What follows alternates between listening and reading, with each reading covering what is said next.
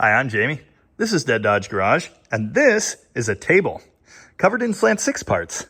Aside from some much needed assistance from Alan from time to time, I am just one guy. One very busy, slightly overwhelmed, extremely exasperated guy. I run a sort of home for wayward Mopar projects, taking in way too many of them and often trying to fix all of them at once, which doesn't work. Over the last year, I've started like 15 to 20 engine builds, and they're all in various states of still being in pieces or slowly going back together. Okay, I have actually finished a good few of them. Maybe like 5 out of 20? That's not a very good average. So often these projects are interrupted by other projects. Some of it's my fault, I lack basic time management skills, and some of it is the universe at large. These things just get dumped in my lap and I go after them. This isn't a new YouTube problem. I've always operated this way, and I probably always will, for better or much more likely for worse. Every one of these projects has a different little section cordoned off in my mind, because I don't have paper notes for anything for some reason. And in that little section is a list of operations that need to be completed, parts that I have, parts that I don't, and an expected finish date. Often those dates are kind of flexible, or they just straight up don't exist. This channel is probably the truest possible reflection of who I am, what I'm about, and how I operate that there ever could be.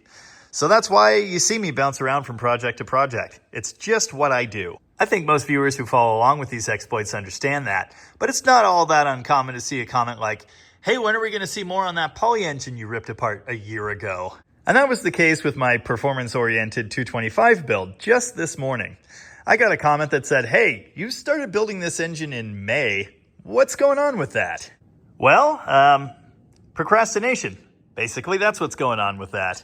This is my friend Vivian's 1963 Dodge Dart GT, and this will be the recipient of my, let's say, medium performance Slant 6 build here. Because it's now November, I guess it's been 6 months since the first video on building this lightweight 80s Slant 6. That went quick.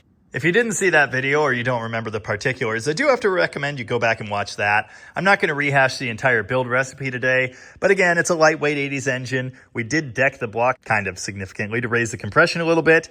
We're using basically stock parts, replacement 30 thou over pistons, a mild cam, and some other things.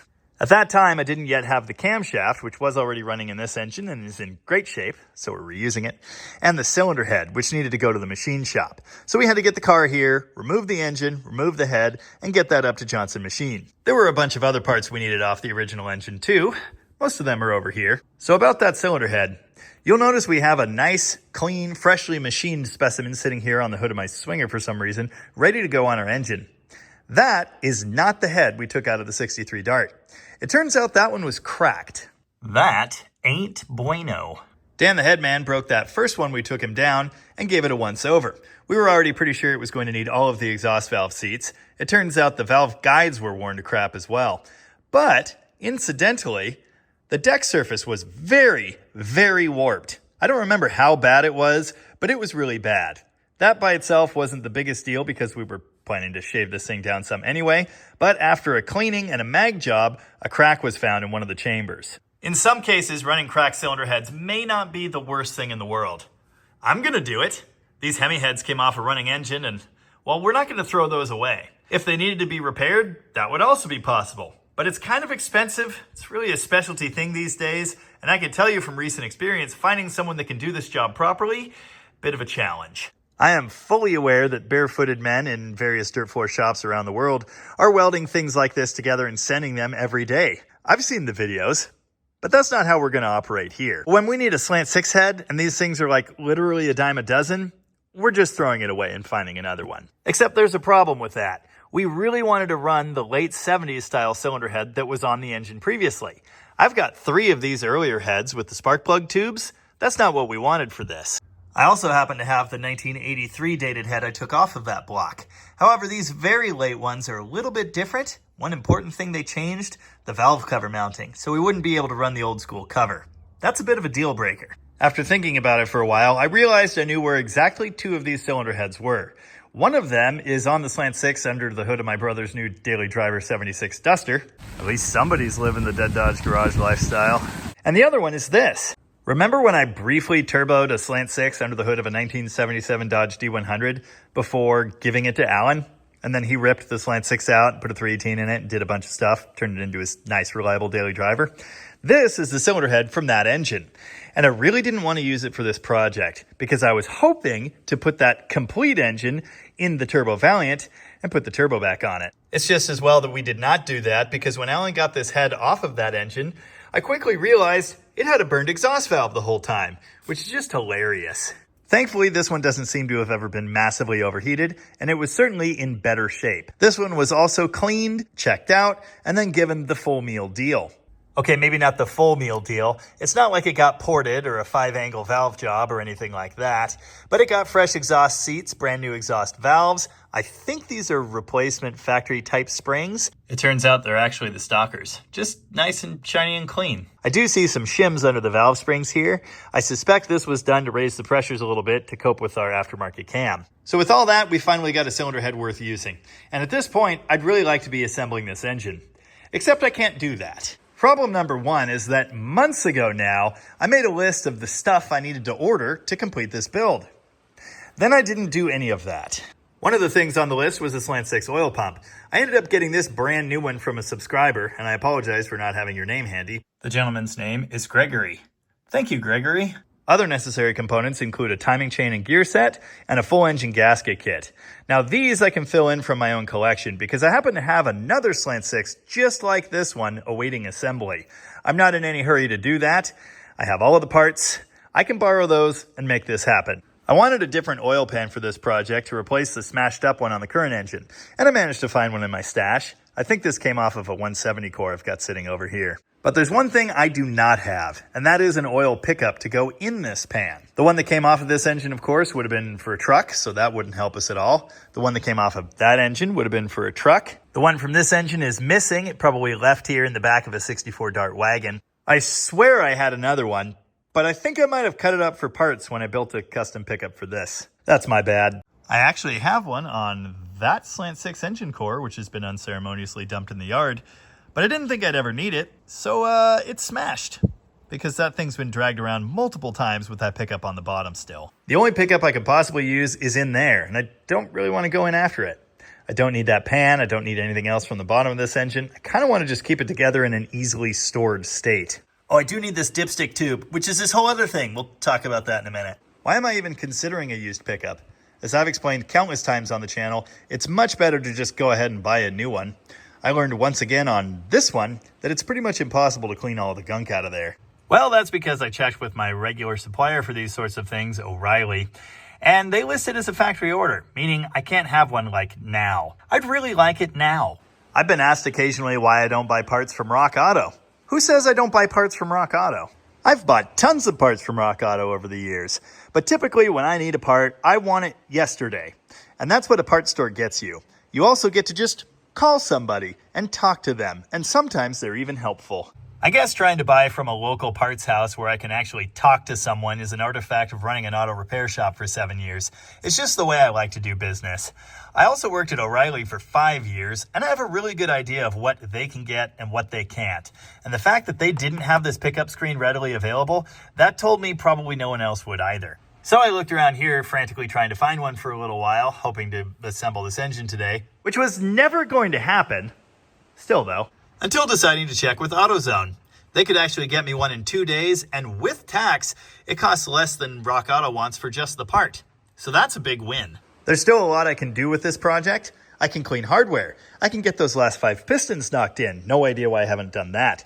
I can install the cam and get it timed, and the list goes on. But now we finally come to problem number 2. The reason I can't make any more forward progress on assembling this engine. And that is the lack of a hole right here, which I've only just realized. As I've discussed previously, these late Slant 6s from the 80s are the best ones to use for performance builds. That is because they are significantly lighter than the older style engines, and there were other small design improvements over the years as well. There were still some car applications using these engines into the 80s, but the easiest place to find one of these is in a pickup truck. For car applications, Chrysler used forward mid-sump oil pans like these to accommodate steering linkage at the back of the engine for decades. It's actually one of the worst things about them. For truck applications, the sump could be in a more conventional location, the back of the oil pan. Perhaps this is obvious, but because of the different sump configuration, a different dipstick configuration was also required. Slant 6s and big blocks both had the dipstick moved into the side of the pan and directed rearward for a truck application. You can see here on one of these two truck Slant 6 pans I own for some reason, the stick enters through this special boss. There would have been a tube extension sticking out of that and coming quite a ways up. And in this one, you can see that that tube extends down this way into the sump, directing the stick that way. You couldn't very well have an open hole leading down into your oil pan. That would make a mess. So in another move that was shared with big block truck engines, Slant 6 truck engines had this hole plugged. This was a truck engine. You can see the hole's no longer plugged. That is because the plug has been knocked out to put it in a car. Random note, LA V8s do not share this feature with the other two engine families. They always had the dipstick in this same location. Truck applications small blocks used a special guide that went all the way down into the sump from the front and a super long dipstick that goes through it. Wikipedia isn't exactly a bastion of correct information, but it indicates the last year Slant 6s were installed in cars, in America anyway, was 1984. This 83 cast block certainly could have gone into one of those, but it didn't. It ended up in a truck. Apparently, at some point, for truck-bound blocks, they stopped drilling this hole. This one's earlier than that one.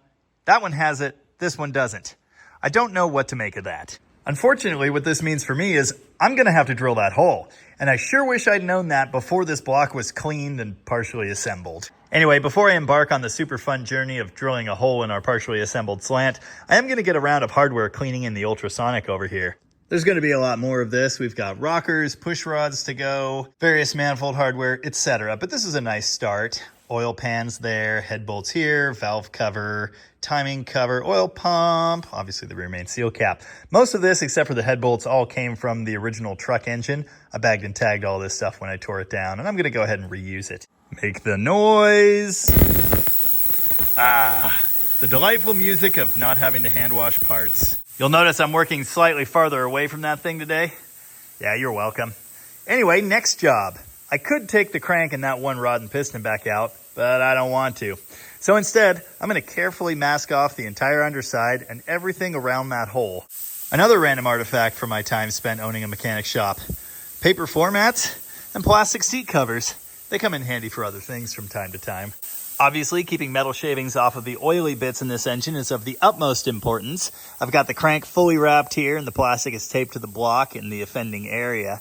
The drill bit should come through right here, pointing downward. I've covered up all of the other important bits, but also the side of the block, because dust from drilling the cast iron could end up sitting inside the textured surface on the side of the block, and it will lead to surface rust in that area. Despite its strength, unlike various types of steel, cast iron is actually pretty easy to drill. It doesn't come off in big flakes like steel does, though. It comes off in dust. And one of the biggest issues with drilling it is your bit may tend to walk around. With the world's worst measuring equipment, I measured the hole in this block at between 0.34 and 0.35. I believe that means it's supposed to be an 11/32 hole. The hole is not quite perfectly centered in that little pad. It's pretty close. Now I've got the 11/32 drill bit shoved through that hole. It's actually tipped that way ever so slightly. How am I going to get that angle precise? Every time I turn around, another half hour is gone.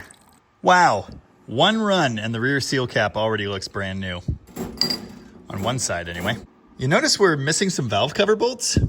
It turns out when they come out of the flat washers, they fit through the grate. Got 'em. I have had an idea. I used the drill bit as a guide for the proper angle. I put the engine mount from the dart on. Obviously the tube's got to be able to fit by that, so our drill bit fits by it too. We'll probably have an issue fitting the drill next to it with a short bit, but don't worry about that for now.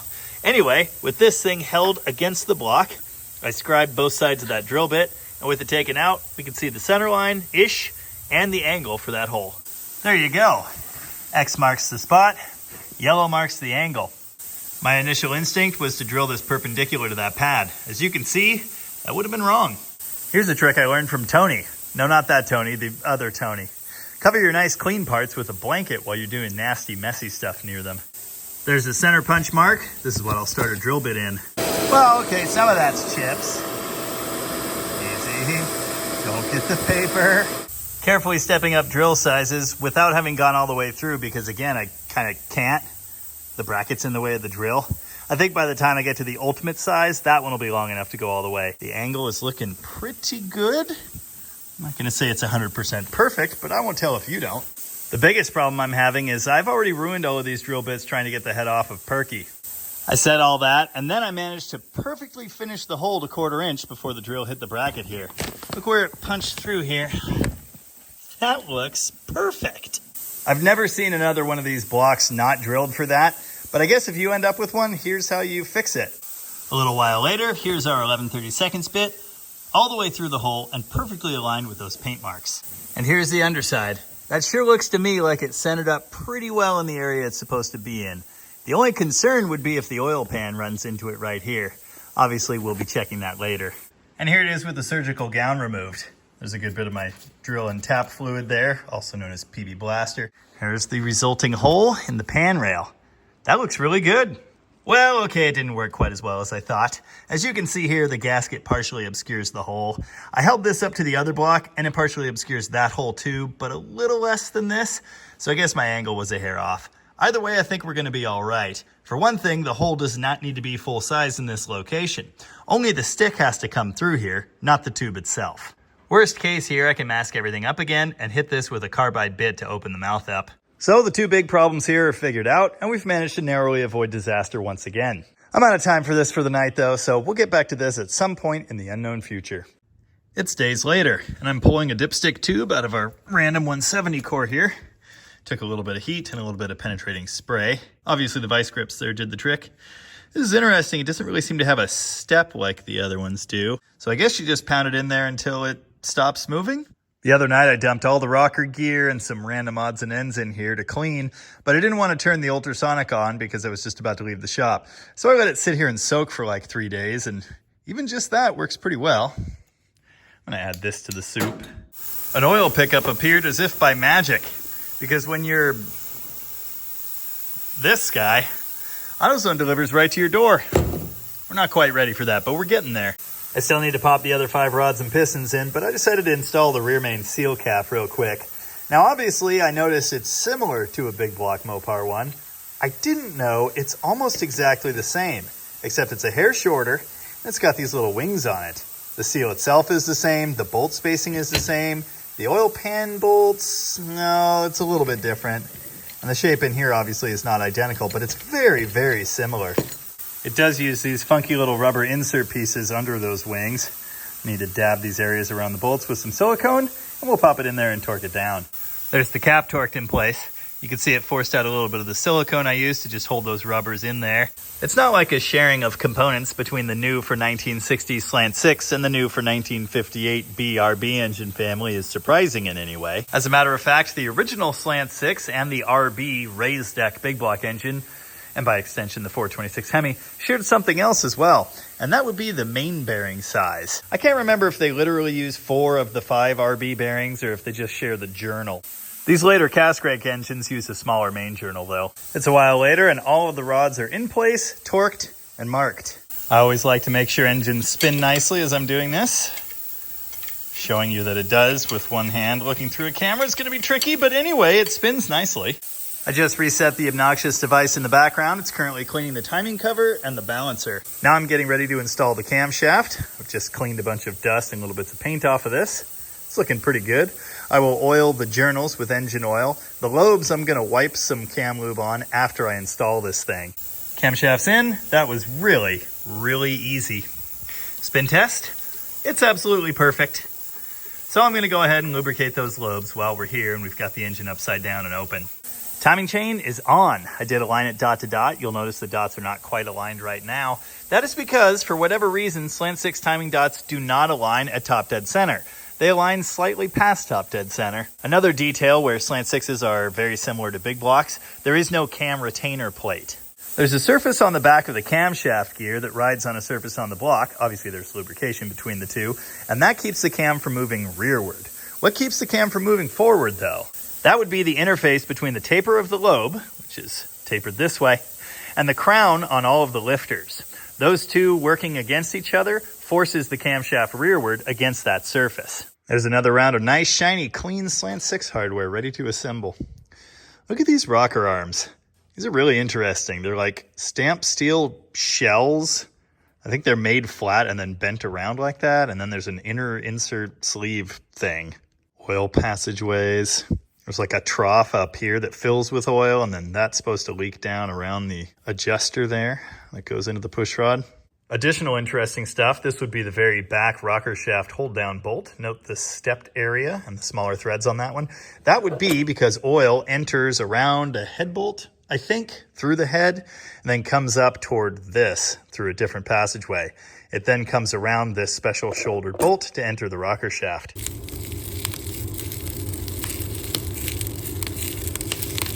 It's days later, and the cold times are upon us. I left the balancer and the timing cover soaking in the tank here for a couple days, and even just that, without running the actual ultrasonic vibrating part or the heat, did quite a lot. These parts are looking pretty good. I do have to scrape off this loose paint now and spray them down, but I think they'll be ready to go on the engine at that point. A lot of spraying and hand scrubbing later. The timing cover looks like this. I still need to knock this old front seal out. I know I keep relating Slant 6s to big blocks in this video, and that's because there are interesting similarities between them. I've just found another one. Unlike small blocks, LA engines, these timing covers have locating dowels just like big blocks. And just like many big block covers I've seen, the holes are totally wallered out and terrible. Presumably because somebody had this cover off and then tried to reinstall it with the oil pan in the way. I didn't actually know this, but I had suspicions that the front seal was probably the same between the two. Here's our replacement one. You can see it goes in this timing cover. It's installed from the back side. Here it is on a big block damper. Fits perfectly. Here it is on our Slant 6 damper. It actually fits better on the big block one. That's weird. Here it is on a small block damper. Fits on there too. The seal would physically fit in a big block timing cover. And what do you know, it fits in the LA cover too. So I guess they're all the same. It's quite interesting that the snout on the Slant 6 damper is actually noticeably larger than the other two. A speedy sleeve or repair sleeve could increase this diameter. Obviously this balancer doesn't have one. Maybe it should. Obviously the business end of a seal like this is flexible, and I'm sure there's a range of finished diameter where it'll work just fine. The rubber on this Slant 6 balancer is not the greatest looking, but it does still seem to be holding these two pieces firmly together. As near as I can tell, the timing mark is where it's supposed to be. I have one spare. It doesn't look any better, so we're gonna go with this. This might just be the last run in the ultrasonic cleaner of hardware for this thing. Gotta get the brackets ready. Apparently they get painted engine color, just like the ones on a Hemi. The accessory bracket here is just disgusting. They always are because of their location under the valve cover. I've got cross member hardware in here. I've got all the manifold hardware in here. I might have allegedly lost one of these nuts, and they are not magnetic. It's in there forever, I guess. Timing cover's ready to go. I got the little nibs around the pinholes straightened out, and I drove the seal in. All of these early covers use the seal installed from the back. You need an appropriately sized socket or the proper install tool. That would be silly. Anyway, a little bit of grease around the seal and a few hammer taps, and it's good to go. I got distracted by cleaning for a bit there, but I'm back to working on the engine itself. I want to try and degree this cam.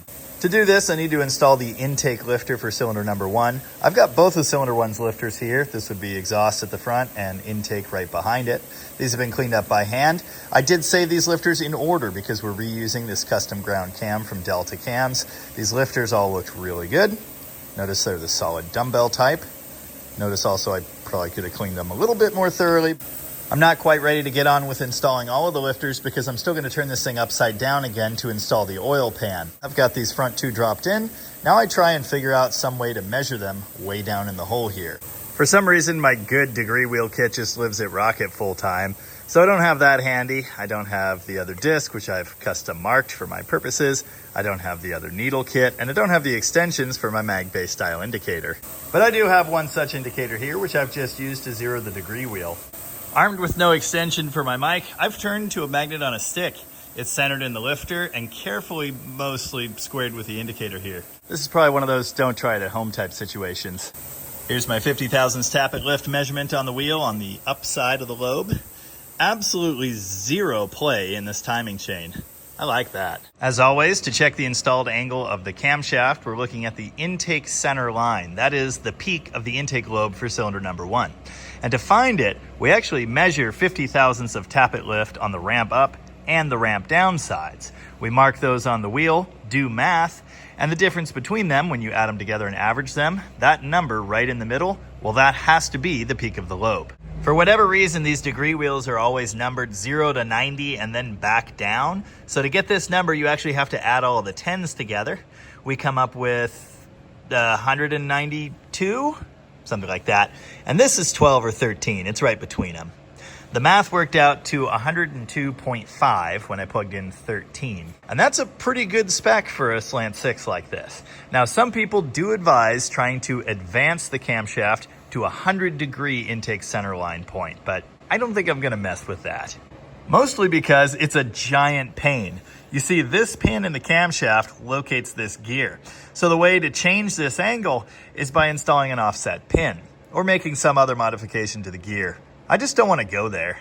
I've rarely been known to make the most precise measurements in the world, but I did double check this, and I'm satisfied that the cam is definitely installed in that 102.5 degree range. If nothing else, this confirms that the marks on the timing set here are correct. This done, I set the engine to the TDC 1 position. That is the position where cylinder number 1 fires. Remember, that is not with the dots pointing at each other. Just like on V8s, the dot on the cam gear actually has to be pointing away from the crankshaft to put it at that location. This is important now. Fish those lifters back out before you roll the engine upside down again. Yes, that is experience speaking. I had a comment recently about reusing camshafts and lifters, and they brought up a good point. When you're reusing a camshaft and you're putting it in a different engine block than the one it was in originally, there is no guarantee that the lifter bores are going to be exactly aligned with the lobes as they were previously. I've got a nice, beautiful, centered circular pattern on this lifter when it's spinning. So I feel pretty good about that. Either way, it could still be shifted side to side on the lobe a little bit. When we run this engine, we'll probably do a camshaft break-in type deal. Maybe not for the full 20 minutes, but certainly for 10 to 15 as long as everything's going well. Don't forget your oil slinger. And now the timing cover is going on. I'm not usually paranoid about such things, but I noticed that bolt location goes into crankcase and that one goes into the water jackets. So I have decided to seal the threads for those 2 bolts with some silicone. Additionally, because basically big block, we don't have to worry about centering the cover on the harmonic balancer. The pin's located there, so we can install the balancer later. For some reason, I had an extra timing cover bolt in that bag. The truck covers do have an extra growth on here. I don't remember what they hold, some kind of support bracket or something. Maybe the extra bolt went to that. And now we finally got one piece of tinware securely torqued in place. As you may be able to tell from this horrible mess, I did thoroughly lubricate that timing chain before enclosing it. Remember that time a bit ago I said I was almost done with the ultrasonic cleaner? That was funny.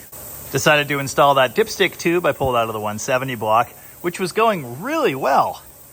Right up until it wasn't. You can see it's supposed to go another 1/4 inch into the block or so. It doesn't really want to. I think I'm just gonna cut a 1/4 inch off the top here and call it a day.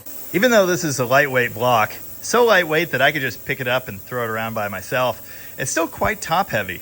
Even with the crank in the bottom, rolling this thing over on the stand is challenging. Here's a shiny new pickup, all clean and ready to go in the block. I did apply some Teflon tape to the threads. I didn't used to do this. As far as I could tell, Chrysler never did, but it seems like a good idea. You want to seal any possible imperfections in these pipe threads. We're going to thread it into the block right here. Once again, very similar to a big block.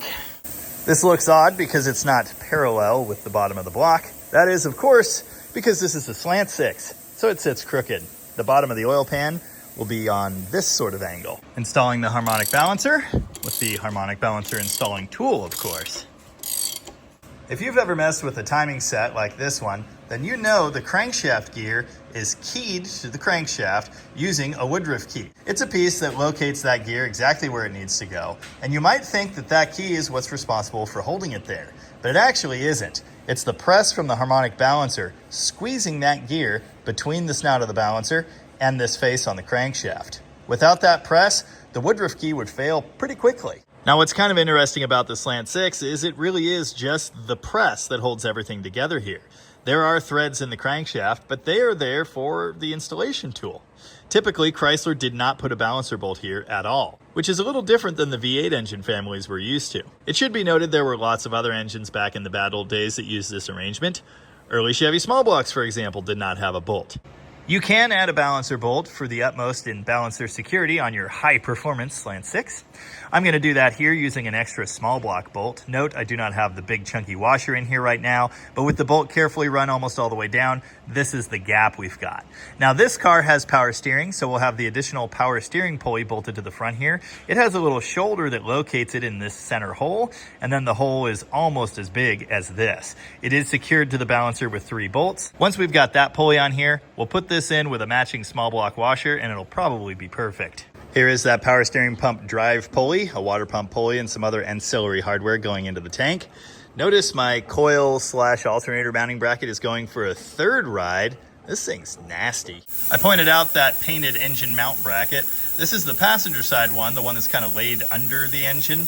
The driver's side one is black. Thank you. Had to go for coffee and a spicy chorizo burrito. I've gotten way too spoiled by the automatic cleaning machine in the room. Anyway, cleaning the pan by hand, it's going better than I thought. It looked kind of crusty in here, but it was really just some staining from some light surface rust stuff. You can see there's a good bit of varnish buildup there, and I'm not going to scrape off every bit of that. It's never going to be a problem. There was some bearing material, mostly up here and then gathered around the plug. As you can see, I've got all of that cleaned out. I feel pretty good about this.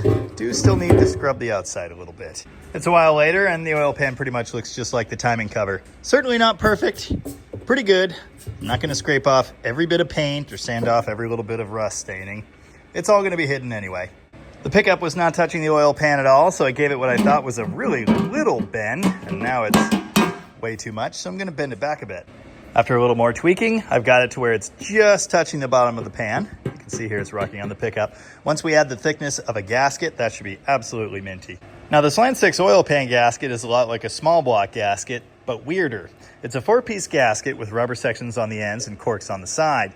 The difference is one rubber piece gets attached to the pan using the little pull-through rubber tabby thingies. But the other rubber section, the front one, gets attached to the timing cover. As you can see, these rubber sections lay over the cork. The cork is sitting on here. I did adhere it in places with silicone. I didn't fully silicone the thing, but these rails weren't straight, so I needed something to hold them aligned. I decided to lay the cork under the little rubber tab sticking out from the rear main seal at the back. I don't know if that's right or if the cork is supposed to go over it, but I'm sure this dab of silicone in the corner will solve the problem either way.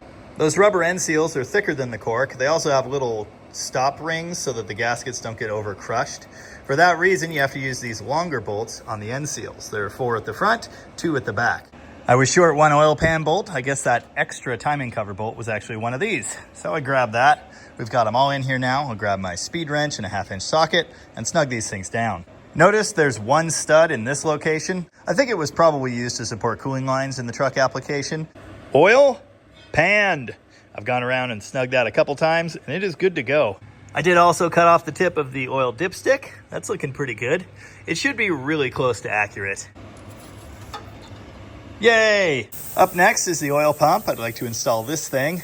Unfortunately, we're not going to be able to prime this like we do a typical V8 because the pump is driven directly off the camshaft with a gear. There's no way to install a priming tool in here. I did try to scheme up some way to do that, but ultimately I just don't think it's worth the trouble. It is possible to feed pressurized oil into the pressure test port with some sort of external pump, and I'm considering rigging something like that up, but ultimately it's probably fine. Because I just assembled this engine and everything's nice and lubricated, it shouldn't be an issue just firing it up, as long as this pump works. Now this is a US-made Melling pump. It's new, but it's been in the box it came in for quite some time, and I noticed when I got it, it was actually kind of hard to spin. You can see there's some chunks of grease and grime and I don't know, sand jammed into this thing. With this removed, the center rotor here spins perfectly, so that interface is definitely where the issues were. I'm gonna clean all of that out, clean this off, take the quickest look ever at the clearances in this pump, and then just slam it back together and install it. Oil pumped. Looks good. It's a little while later. All of the lifters have been cleaned, pre-lubricated with the nice fancy Chrysler cam lube on their faces, and dropped back in the order I removed them from the other engine. Schmutz. Get out of there. With that done, I'm just about ready to have a cylinder head. I do need to finish cleaning things up here, but that's fine. Before I put the gasket in the way, I wanted to point this out. I don't actually know what these are, but you can see there are little shiny points. There are 2 of them here, 1 of them here right next to a little pit type thing, and then a matching 2 right here at the back. Recall, if you will, we had this deck cut something like 50 thousandths. which took a lot of passes. Johnson said they could only take about half of a thousandth at a time, so it must have been something like 80 runs to cut it this much. That process revealed these little marks. While I don't really know what they are, I have a theory they might be the ends of pieces of steel wire. You see, sometimes in castings like this, pieces of that wire are used to hold different pieces of the core together. Here's a mess of core wire the previous owner of my Scamp, Jeff, removed from the cylinder head when he cleaned, ported, and polished that head. That's a lot. I mentioned the decking operations we had done to the block here, so I wanted to take a moment to cover that. You see, machining this surface and the surface on the cylinder head are common modifications when building a high-performance Slant 6. Some builders report removing 100 thou of material from the deck of the block and another 100 thou from the cylinder head. We did not want to go that hard. The plan was to remove some more material from the cylinder head, raising the compression ratio even further. Before we did that, I took some measurements of the block with the piston installed here. We got the piston deck clearance, which was 102 thousandths. Not great, but better than stock. We took the bore size, which is 30 over 3.430 inches, and then the head gasket thickness. This is just a rough number of 40 thousandths, so it should be pretty close for the Felpro Printo seal. We also had to CC the head, of course. Johnson did this and came up with 59 cc's. This is as it was after a quick cleanup grind. I don't remember whose compression calculator this is that Randy punched the numbers into, but as you can see, those numbers yielded a static compression ratio of 8.76 to 1. Far better than stock. Not amazing. But remember, this is basically just a warmed over street engine, and we do still want to be able to run it on cheapo pump gas.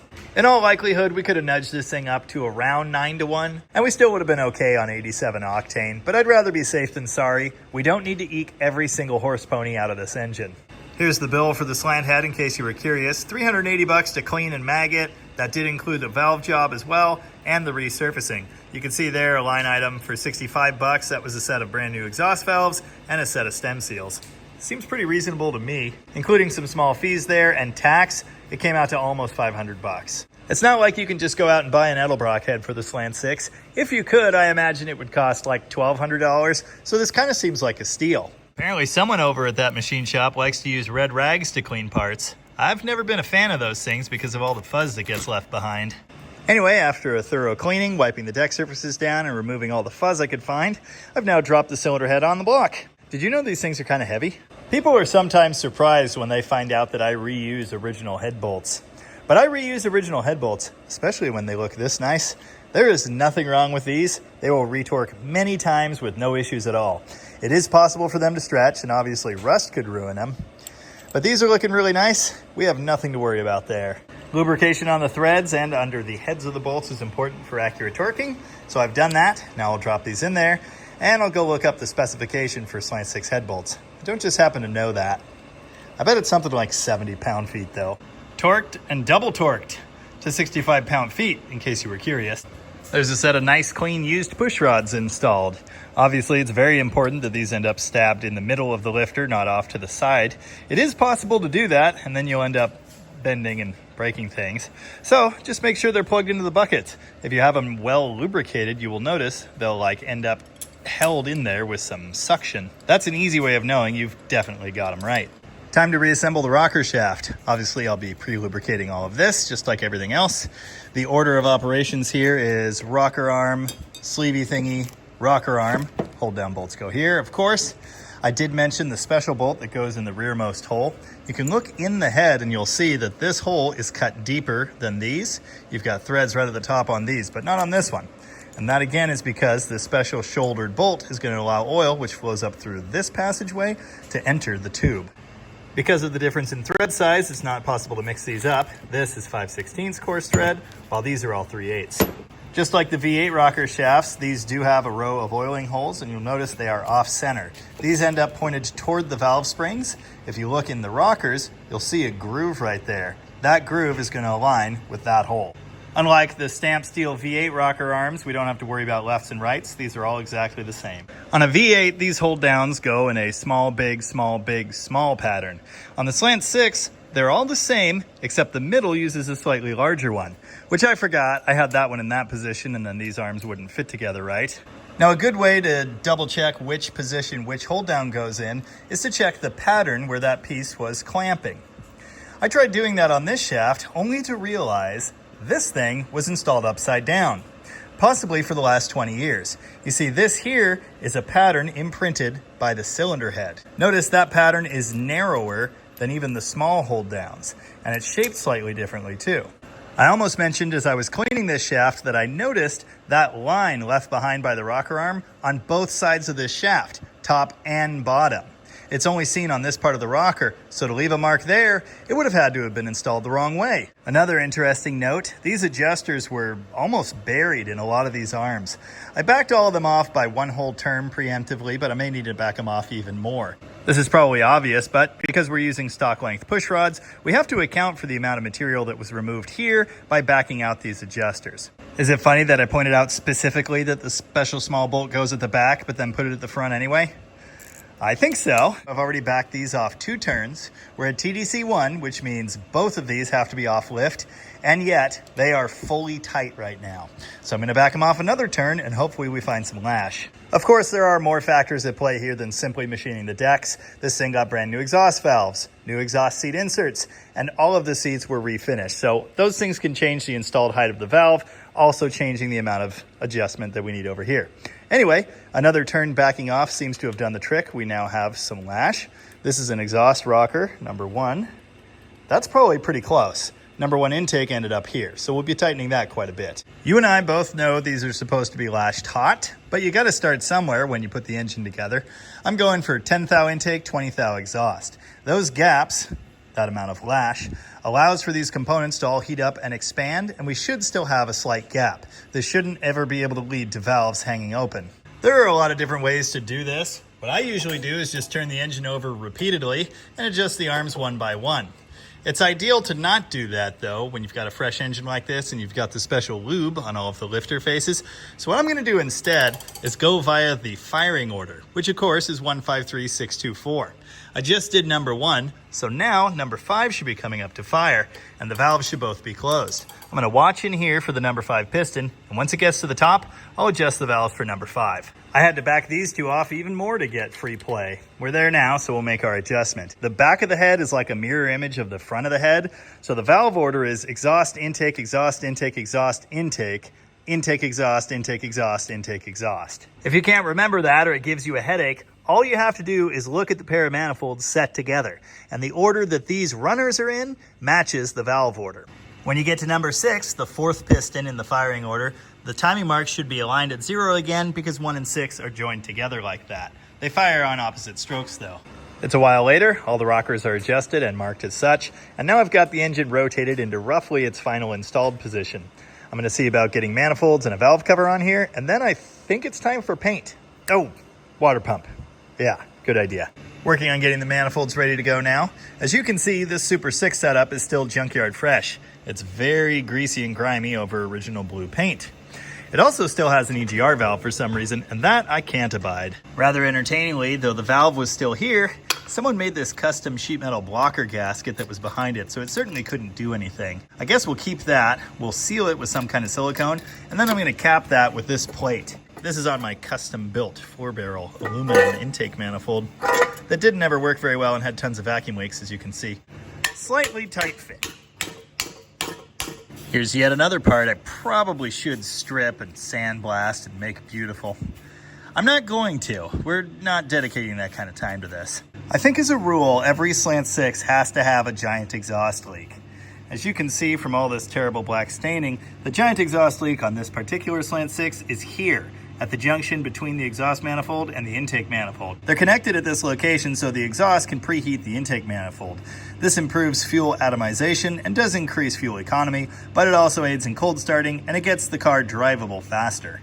For some unknown reason, instead of simply making a connection here with the closed-off exhaust, Chrysler decided to make the top of the manifold open, so it could hit the bottom of the intake directly. There's a flapper valve in here, and when it's in its closed position, exhaust goes past it up to the intake. As it opens, it bypasses straight out the outlet right here. You do always want to make sure these flappers move. Thankfully, this one does. Oh, it also had a giant exhaust leak here. That is also normal. So are cracked exhaust manifolds. I think this one might have been repaired. The biggest problem with the leak in this location is that inevitably, when you try and unbolt the manifolds from each other to get them apart and fix it, these bolts are going to break. Heck, sometimes that one breaks too, but especially these ones. They're pretty small, they're on the outside here, so they've been exposed to the elements, and they've definitely heat cycled a billion times. There are nuts at the bottom here that secure the throttle bracket in place, but I'm pretty sure the manifold itself is threaded too. Either way, they're always rusted solid in there. I guess I have to make an attempt to fix this because it's gonna sound terrible. How do you like this custom throttle return spring bracket? That is a second Slant 6 alternator bracket cut off with an extra hole drilled in it. Hey, that's what I said would happen. Yes, I do regret this decision and wish I hadn't noticed that. Anyway, yeah, leaking everywhere. They do thankfully include one of these gaskets in the Felpro full engine gasket set. I think there's an exhaust flange too. Oh, I actually have a spare manifold gasket set for some reason. Well, maybe we'll just grab one of these. This is the area where that gasket was touching. That appears to be remains of a previous gasket that someone didn't scrape off. So that just held this gasket up and it could never seal. That means someone, somehow, at some point in history, was able to get these manifolds apart and back together with all 3 bolts. Anyway, I'm using a little pry bar punchy thingy and a hammer to knock these chunks off, and then I'll clean all of this up with a file. I don't think it would surprise any of us too much if this was slightly warped. I'll do my best to make it be not that. This area that was covered by that piece of gasket, well, it files just fine. But this section, which was not covered by anything, and which has been torched by exhaust countless times for decades, I think it's like hardened, and a file pretty much won't touch it. There's basically no way this is going to be perfectly flat, but it's got to be better than it was with that extra shim of metal shoved in there. Okay, I'm just like straight up not having a good time. I've broken, I want to say half of these fancy cobalt bits. This is now probably a usable hole, although technically there's even still a little bit of bolt left behind in that one. This one is a nightmare. Something like an hour and a half, some poor attempts at welding nuts onto the studs, a bunch of broken drill bits, and a good bit of die grinding. I now have holes that 5/16 bolts fit through. So if I find some new ones, I can put nuts on the back side, and this will work. Quickly running out of time for this project, as usual. I just want to see this engine together. Is that so much to ask? Anyway, I've got these vaguely held together with the one nut and a couple loose bolts here. I'm going to have to go to the hardware store to find these. Anyway, scraping the gasket surfaces, as I was trying to do like 2 hours ago when I found this problem, I noticed there's bits of old gasket like embedded in this surface. Manifolds are going on. I'm not going to be able to fully torque any of this until I have the hardware to attach the two. I can't help but notice that the exhaust manifold is ending up higher than they typically do. You can see there's still a gap. Yeah, I've just got to have all 3 of those bolts, and then I'll carefully, evenly torque them together. And I guess wherever they end up is where they end up. Hopefully the port alignment's acceptable. One more thing! Well, actually 2 more things. A water pump and this greasy, disgusting factory valve cover. I've already scraped like a 1/4 pound of gunk off of here, and it is looking better. Dude, that thing was disgusting. Not just varnish like the other stuff, but chunks of carbon buildup. The outside could be better too, like a lot better. I kind of want to keep scrubbing this. Also, I was going to use these fancy later valve cover bolts with the spreader thingies, but they don't really fit with the earlier cover. Still needs a water pump, bypass hose, thermostat housing. I'm sure there's more, but I am just completely out of time. I have fully run the clock out on this one, and that is disappointing because I was really hoping to see this in some shiny, fresh engine paint today. But it's close, and I do feel a profound sense of accomplishment. This thing has been in pieces here for, well, way too long. Now, as soon as the engine's back together, there's a whole lot more to do with the car. I need to clean the crap out of this engine compartment. I'm sure we're going to be doing a little bit of touch-up paint, and I need to reseal that stupid, freshly rebuilt and resealed transmission over there because it leaks from literally everywhere. Thankfully, this freshly built 225 is close enough to done that we probably won't see it in any future Engine Wednesday videos, and I'll count that as a major win. Maybe next week we can put this thing together, or we'll finish assembling this thingy. All of the parts to do that have been clean and ready to rock for like, I don't know, months. And someday soon, we can probably build a Hemi. Anyway, hopefully you enjoyed seeing this build mostly wrapped up. If you have any important pressing Slant 6 related questions, feel free to drop them in the comments section and I will probably see them. I can't say I see or answer all of those anymore, but I see most of them, so go ahead and do that. Until next time, as ever, thanks for watching. And remember, come on, get down with the slant sickness. Or whatever that guy said in that song. I gotta hurry this up. I really need my table back.